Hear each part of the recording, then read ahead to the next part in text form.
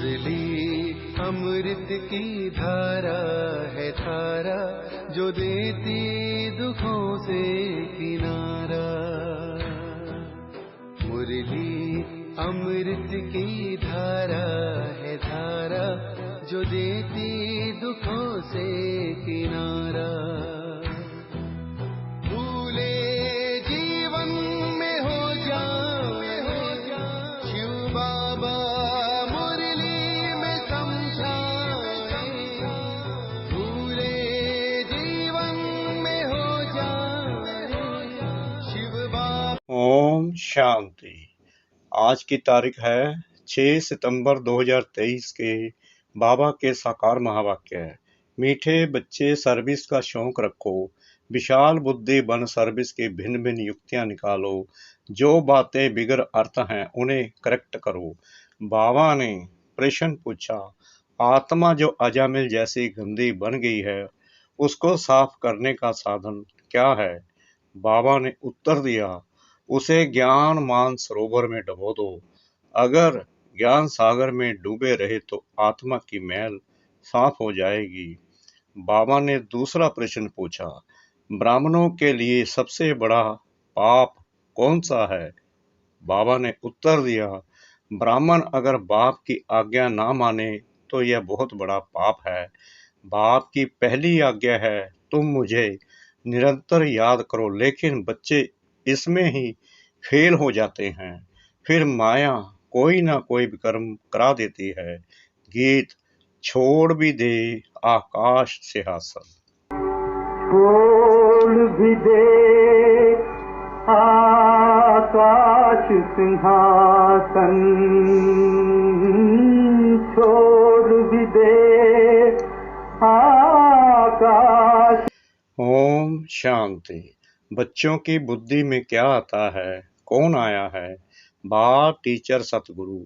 माता पिता अक्षर तो जरूर चाहिए। माता पिता अक्षर भारत में प्रचलित है।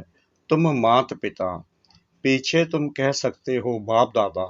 वैसे तो माता पिता में बाप दादा आ जाता है, परंतु नहीं, यह समझाने का तरीका है, क्योंकि बाप है माँ भी जरूर चाहिए। अब माता पहले कौन है? यह है गुहा ते गुहा बात, जो कोई समझ ना सके। क्या प्रजापिता ब्रह्मा होने से भी माता चाहिए? प्रजापिता ब्रह्मा के साथ कोई प्रजापत्नी भी चाहिए? नहीं, प्रजापत्नी नहीं चाहिए, क्योंकि यह मुख वंशावली है, इसलिए ब्रह्मा की पत्नी कोई हो नहीं सकती। यह बहुत गुहा और गंभीर बातें हैं। इसे समझने और धारण करने के लिए बुद्धि चाहिए। यह एक ही बाप है जो बच्चों के सम्मुख आते हैं। तुम तो समझते हो माता पिता बाप दादा सम्मुख आया है। बच्चे बाहर में सर्विस करते हैं, सेंटर्स पर जो रहते हैं वह यह नहीं समझेंगे कि माता पिता बाप दादा सम्मुख आए हैं। वह समझेंगे फलानी बीके व ब्रह्म कुमारी आई है, यह मम्मा एडॉप्ट की हुई है। सबसे लक्की सितारा जगत अम्बा है, यह संभालने के लिए मुख्य है, इसलिए इन पर कलश रहता है। और यह यानी ब्रह्मा तो हो गई ब्रह्मपुत्रा मेल के रूप में, तो सरस्वती जरूर चाहिए। सरस्वती को ही जगत अम्बा कहा जाए। इस मेल को तो जगत अम्बा नहीं कहेंगे। यह बड़ा अच्छा राज है जो कोई भी गीता भागवत में नहीं है। शास्त्रों में कहानियां बैठ लिखी हैं।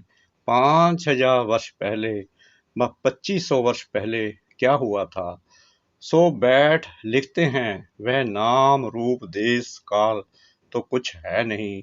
नाटक भी अनेक प्रकार के बनाते हैं। यह बाप बैठ सम्मुख अच्छी रीति समझाते हैं कि बच्चे हर एक बात को पूरा समझ जाएं। इन गीतों में भी कई बिगर अर्थ अक्षर हैं। अब आकाश तत्व तो यह है, इसमें तो हम बैठे हैं। जिस पारलौकिक बाप को सब याद करते हैं वह कोई आकाश तत्व से आते नहीं हैं।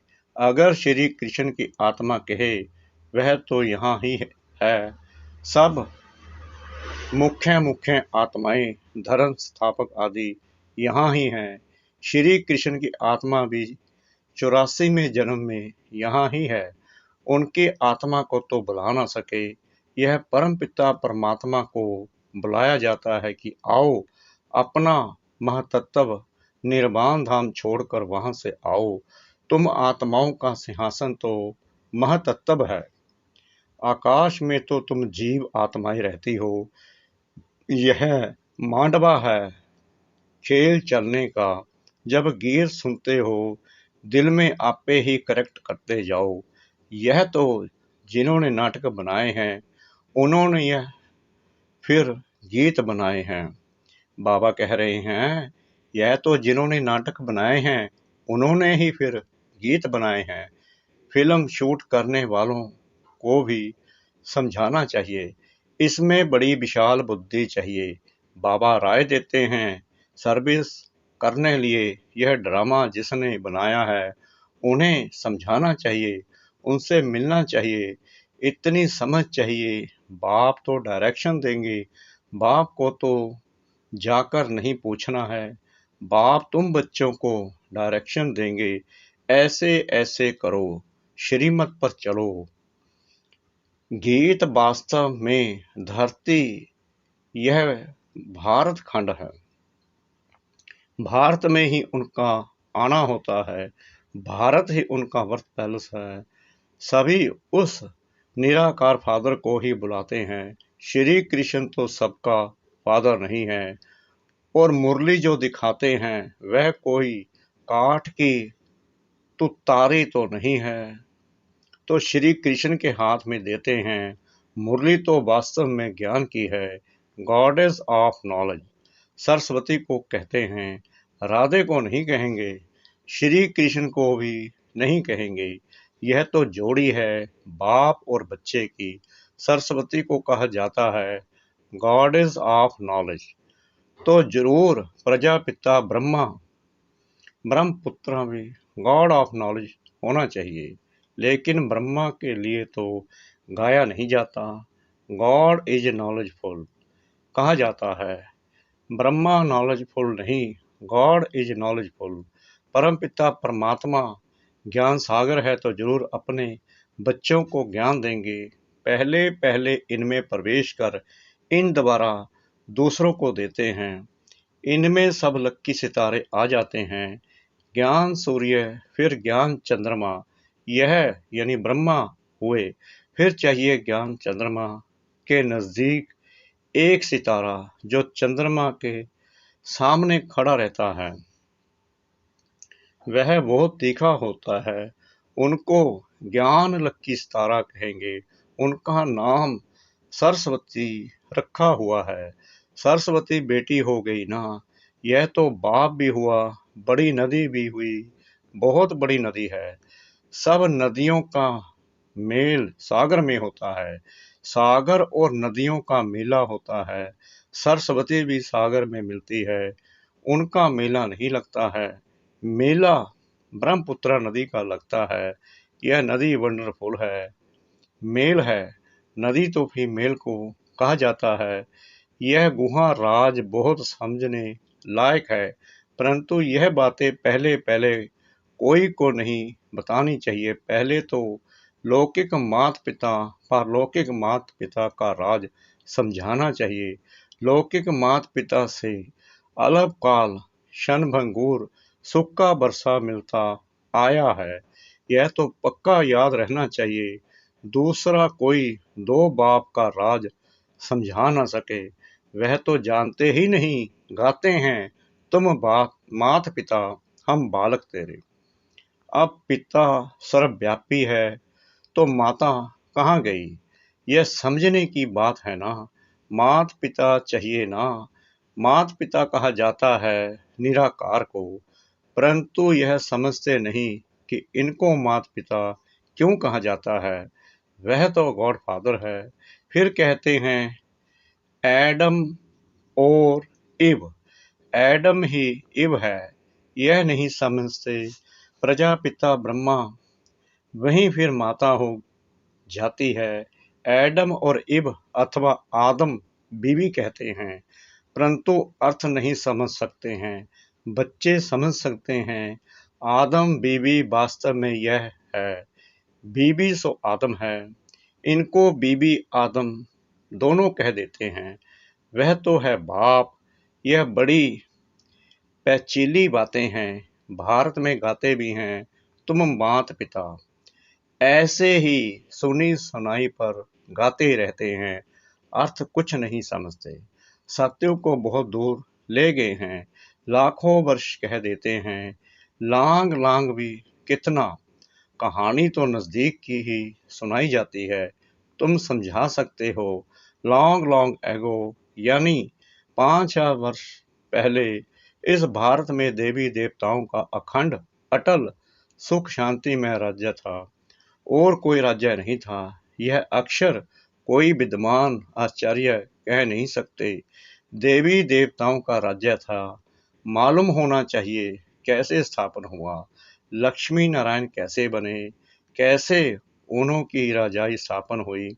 उनके पहले तो कलयुग था, बरोबर कलयुग का अंत अब है, और कलयुग के बाद फिर सतयुग होगा। सतयुग सामने आ गया है। जो लॉन्ग लॉन्ग था वह सामने आ गया।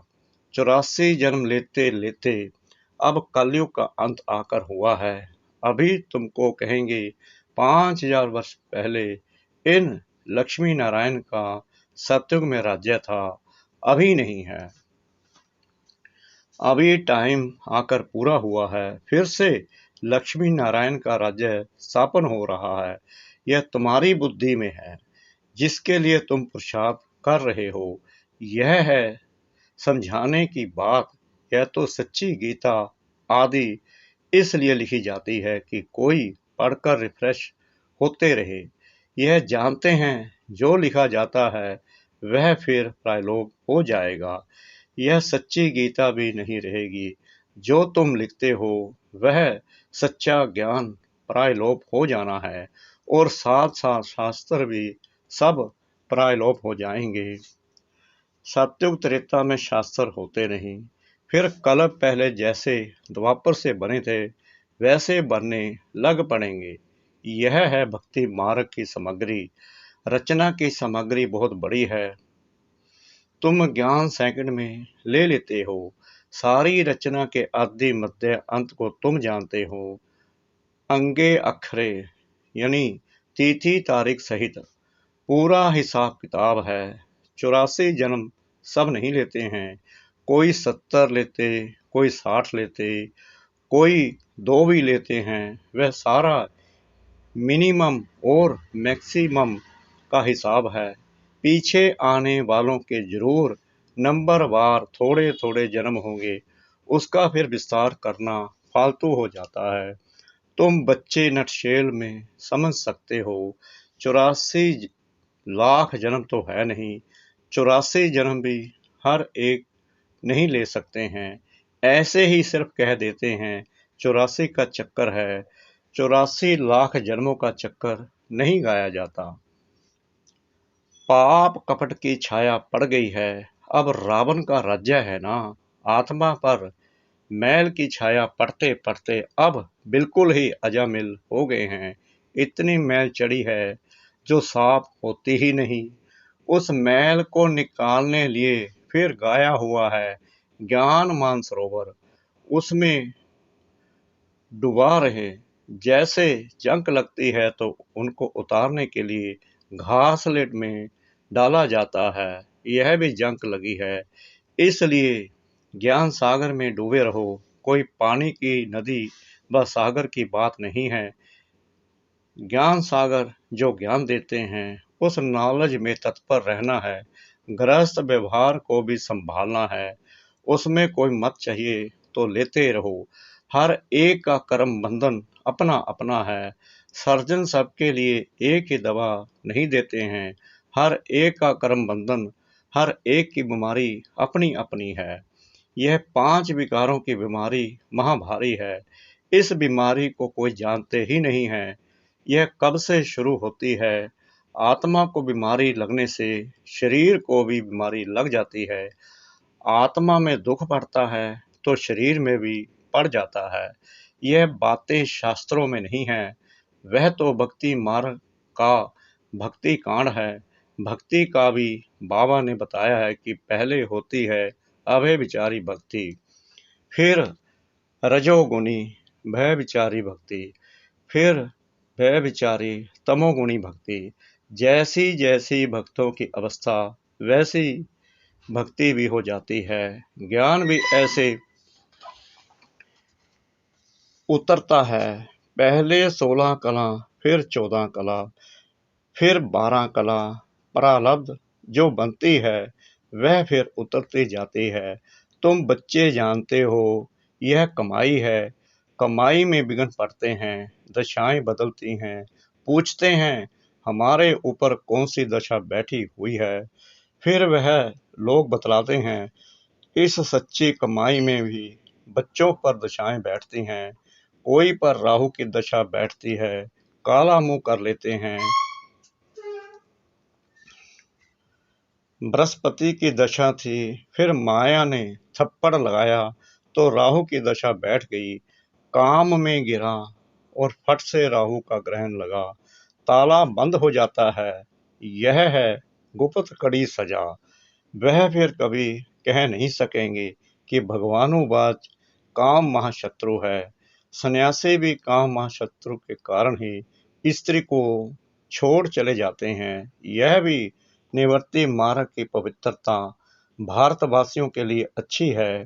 भारतवासी ही पवित्र से अपवित्र बनते हैं, तो उन्हों को थमाने के लिए यह सन्यासी हैं, मरम्मत के लिए यह पवित्रता है।